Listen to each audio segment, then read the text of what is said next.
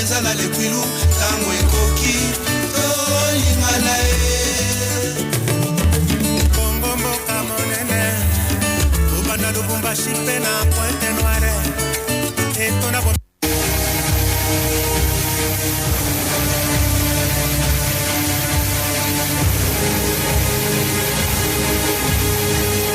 Lingi bitumbala mboka na biso te baekole eya opito eya isala eya banzela eya tokokende liboso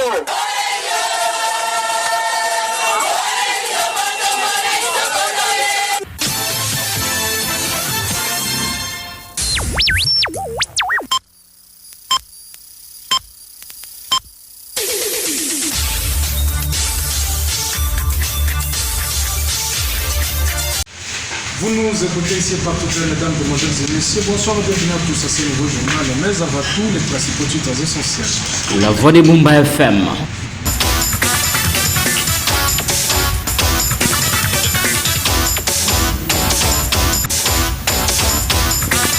Il a pris officiellement ce jeudi de 6 janvier les commandes du territoire de Bumba. Ici, nous parlons de Maître Kilou Aoundou Gabriel comme nouveau administrateur du territoire de Bumba. La voix des Bumba FM. La ministre de la Justice et garde des Soros Moutomboké s'active pour la réussite du mandat de la RDC à la tête de l'Organisation pour l'harmonisation d'Afrique du droit des affaires pour atteindre. La voix des Bumba FM. Kinshasa, le processus de démolition de constructions anarchiques dans la ville province de Kinshasa après les bureaux débutés comme initialement prévu. Le go a été fait par le gouverneur de la province Gentilly Ngombi. La voix des Bumba FM. Le sport interviendra à la presse. Si vous êtes le nom connaissez dans le premier plan, c'est de venir à tous.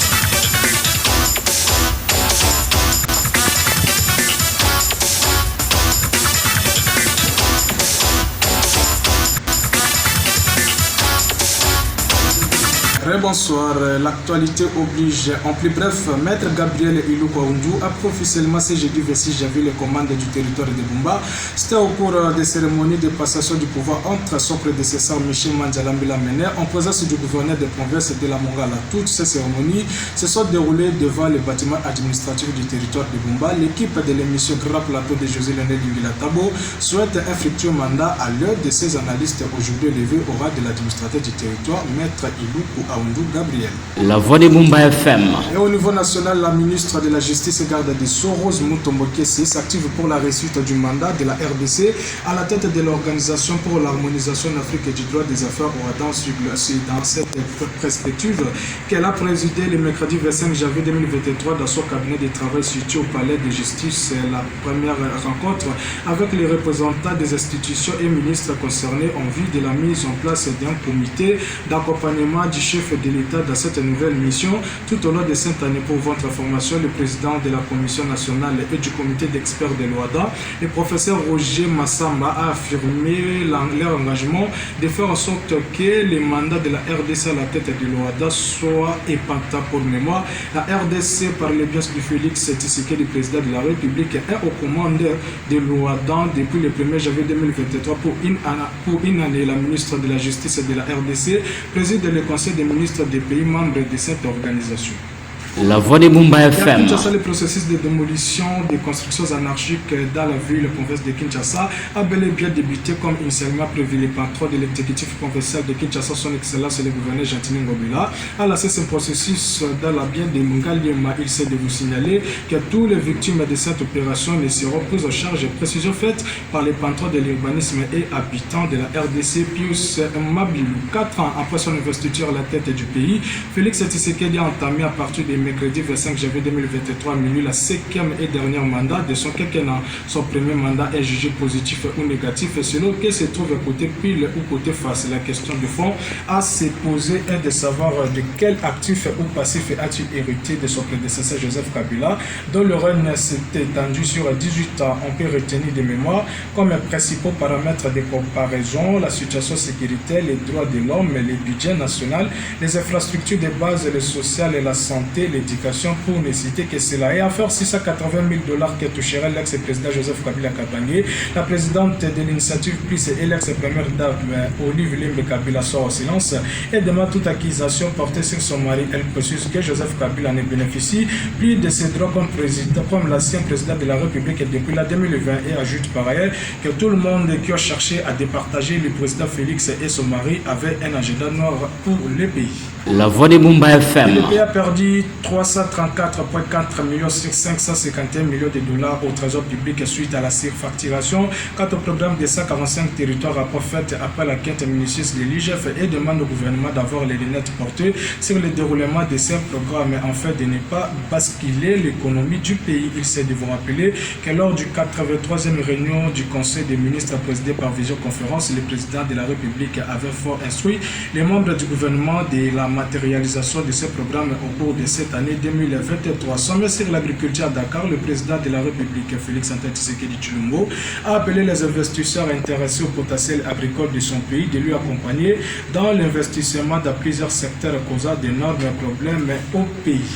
La voix des Boumba FM. Les 25 jours ajoutés à la première ère opérationnelle pour le processus d'identification et enrôlement des électeurs sont insuffisants pour la réussite totale de cette opération vu les multiples difficultés qui continuent à s'enregistrer, entre autres la non-motivation des agents de la CENI, déclaration faite par un des élus nationaux de la contrée.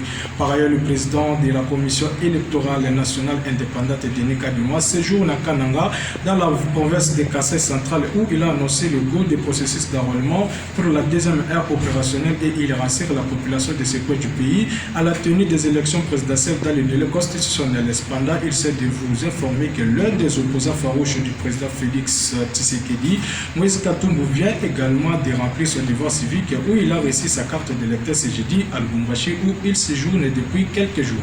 La voix des Boumba FM. Rendons-nous à l'est du pays maintenant, mesdames et messieurs. La police annonce l'arrêt de 33 criminels à main armée, dont 12 sujets ougandais, tous présentés au gouverneur militaire de province de Luturi. De l'autre côté, 18 personnes ont été tuées à Kalinda suite à l'explosion d'une bombe dont la culpabilité incombe aux terroristes de M23. Parce que nous parlons de M23, il s'agit de vous signaler que le trafic routier entre Goma et Butembo Kichanga est coupé suite à l'affrontement entre les forces de la République et les terroristes de M23. Ces terroristes, avec leur rang, des soldats des forces de défense du Rwanda ont pénétré dans la cité de Kichanga, en territoire de Massissi, dans l'après-midi de ce jeudi 26 janvier 2023. Kichanga est une ville stratégique située à 70 km à l'ouest de la ville de Goma. Les territoires de Massissi constituent jusqu'à présent la ligne de contour pour la liaison Goma-Butembo depuis que les M23 avaient coupé le trafic sur la RN2 en occupant Rutshuru et Kimwanja. La voix des Boumba FM. Retournons ici à Bumba, l'honorable Isidore Mondia, où il continue à séjourner, ne dort pas sur son oreiller. Depuis qu'il était venu à Bumba le jour dernier, il continue à sensibiliser la population de sa base, à s'enrôler massivement pour augmenter le nombre de sièges lors des élections qui s'annoncent très prochainement cette année au cours de la République démocratique du Congo. Il convient de vous signaler que ce jeudi 28 janvier, dans les enfants midi, l'élève du maître était accueilli par les mamans travailleuses de l'Institut supérieur pédagogique ESP Bumba. Devant cette foule, l'enfant politique de l'excellence Jean-Pierre Liaou a exhorté les mamans d'aller massivement accomplir leurs devoirs citoyennes. Qu'on l'écoute.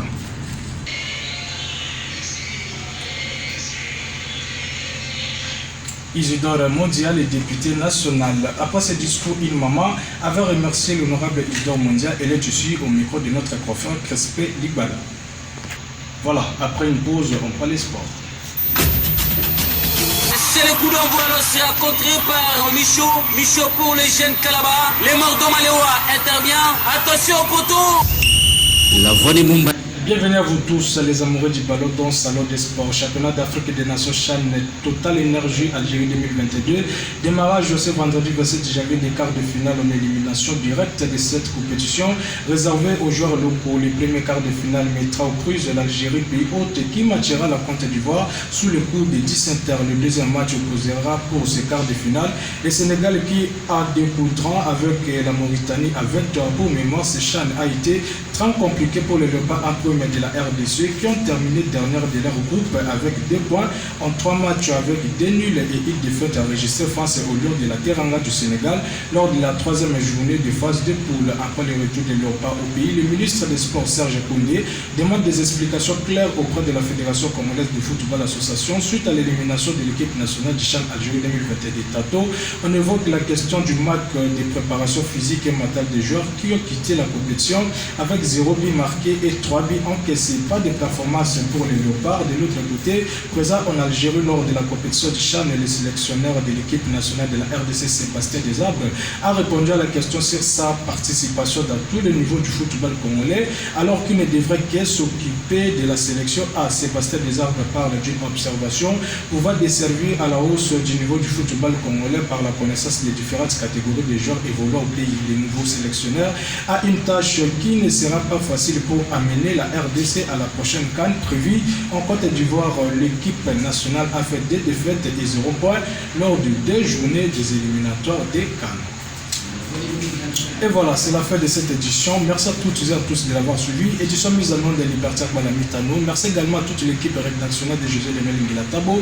Joe Joseph Moussongo, j'étais à la présentation. On se retrouve très prochainement pour un autre numéro. Messieurs, dames, vivez heureux, vivez 100 ans dans vos familles respectives.